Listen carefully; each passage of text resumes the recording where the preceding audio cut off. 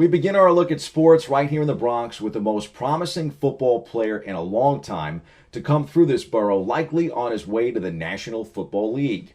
Fordham graduate student linebacker Ryan Greenhagen, a guest with me here on Open during the pandemic, was recently named among the 15 finalists for the 2022 William V. Campbell Trophy when that list was released by the National Football Foundation and College Hall of Fame.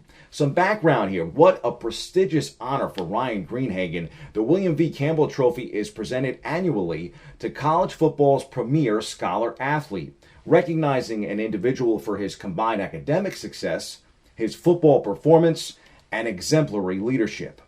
The 15 finalists will each receive an $18,000 postgraduate scholarship as a member of the 2022 NFF National Scholar Athlete class, and will be honored at the 64th NFF Annual Awards Dinner in Las Vegas on December 6th, where their accomplishments will be highlighted in front of one of the most powerful audiences in all of sports.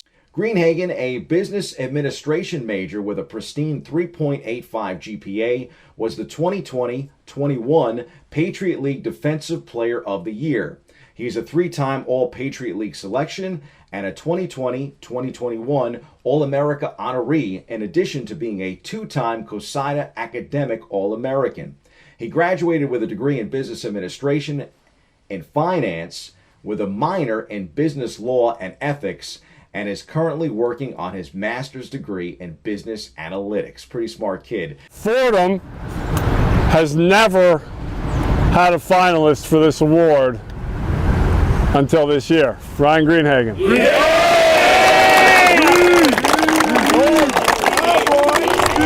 It's a great honor. Congratulations, Ryan. All right, well deserved. Well deserved. You got anything to say? Guys, I really appreciate it. We didn't choose you. I really but this has been the greatest experience of my life, just being part of this team, and none of this would have been possible without you guys. So it's really for all of us. So thank you. All right. Well, while Fordham football keeps rolling right here in the Bronx, the express train came to a halt for the Bronx Bombers. Sadly, the Yankees fall in a sweep to the Houston Astros in the American League Championship Series with their rivals in the World Series. We caught up with Yankee manager Aaron Boone on another disappointing failure to the Astros. It's an awful day. Just an awful, awful ending. It always stings. It hurts. No one I'd rather do it with than those guys in there, and how together they are. So you kind of lean on each other in there, but the ending, as I've said before, it's cruel. So much goes into it, and trying to climb to that top of the mountain, and unfortunately we haven't been able to get there yet. Yes, it was a disappointing end, but there was one bright spot, at least in my mind, and the kid actually has some BX roots. Former Horace Mann standout Harrison Bader looked absolutely great in the postseason. Bader's Big October is an encouraging sign for 2023. The Yankees center fielder went deep in American League Championship Series game number 4 and finished the postseason with 5 home runs. Bader collected at least one hit in each of the 4 ALCS games. He also hit 2 of the 3 homers in the series for New York. As swings and misses plagued the club's lineup from top to bottom, Bader closed out his postseason with a .333 average, a 1.262 OPS, and 5 dingers, the same number he collected over 86 regular season games this season. Bader's resurgence still went down as an encouraging development. He's now in line to become the Yankees' everyday center fielder after an August 2nd deal with the St. Louis Cardinals brought him into the fold ahead of the trade deadline when he was still sidelined due to a nagging right foot injury. That's a bad man. Really like Harrison Bader. Looking forward to seeing him star in 2023. And New York Knicks newcomer Jalen Brunson is proving to be the playmaker the orange and blue expected him to be. The Knicks topped the Charlotte Hornets in overtime. Here's Jalen Brunson. Got to win ugly, for sure. When we play good, when we play perfect, we're supposed to win those games. But when we're not playing our best and when we give up leads, how can we respond? And those are signs of good teams. If we can do that consistently, I think we're going to put ourselves in a position where we can be the best team we can be. But I think this is a good step for us. We definitely got to continue to get better, but this is a good step. Not every sports recap will be a win.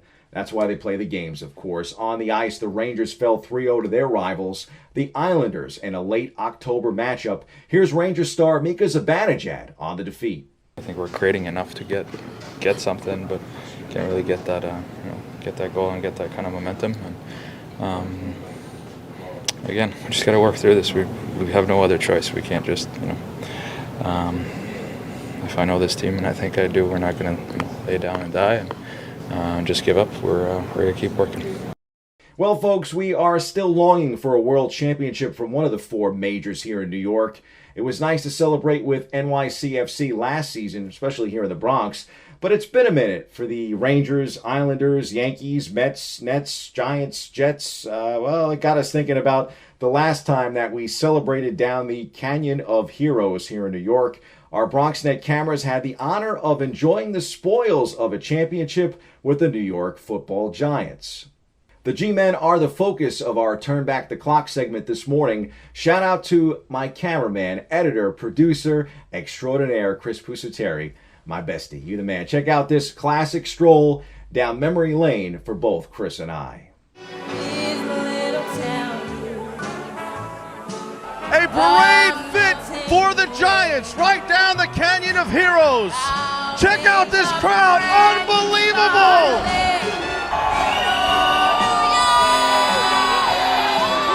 Just millions of people packing in the streets here in downtown New York by Wall Street as we make our way up to City Hall for this Giant presentation.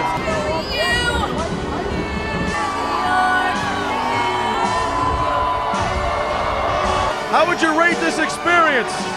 It's definitely a 10. Worth it. It's priceless, man. It's awesome. I love it. I go 11. Better than 10. As high as you possibly can go. That's what this is. It's unbelievable.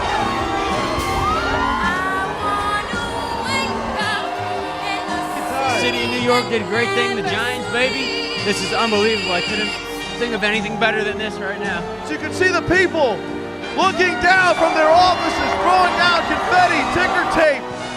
All these fans.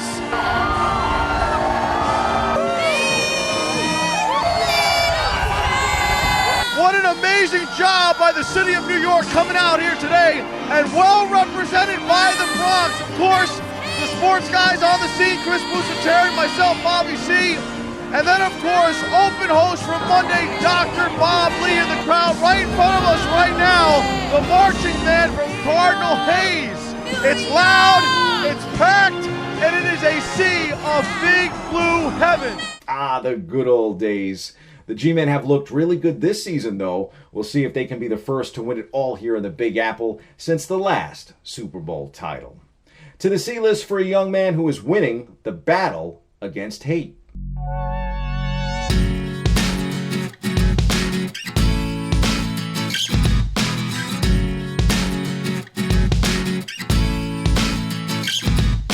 For the most part, Ryan Terrell was told his entire life that he'd never play in the NBA.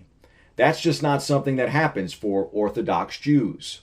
But the New York City star from Yeshiva University took the next step in his journey of trying to become the first Orthodox Jewish player in National Basketball Association history when he was selected number 27 overall in the 2022 NBA G League draft. Terrell, who went undrafted out of Yeshiva University in the NBA draft, was picked by the Motor City Cruise, the G League affiliate of the Detroit Pistons. Terrell becomes the first Orthodox Jewish player ever selected in the G League draft and will be the first to play in a G League game whenever he takes the court. The 6'7" small forward averaged 27.1 points last year for Yeshiva, a Division III school right here in the Big Apple, the same conference with Bronx schools Maritime and the College of Mount St. Vincent. Terrell was the NCAA's leading scorer throughout all three divisions. In 4 seasons, Terrell averaged 24 points per game and finished his college career with a whopping 2,158 career points, despite having 2 seasons shortened by COVID-19. Cheers to Terrell for shrugging off that negativity and chasing his dreams. That's your look at sports. I'm Bobby C. Keep it locked right here. More Open back after this.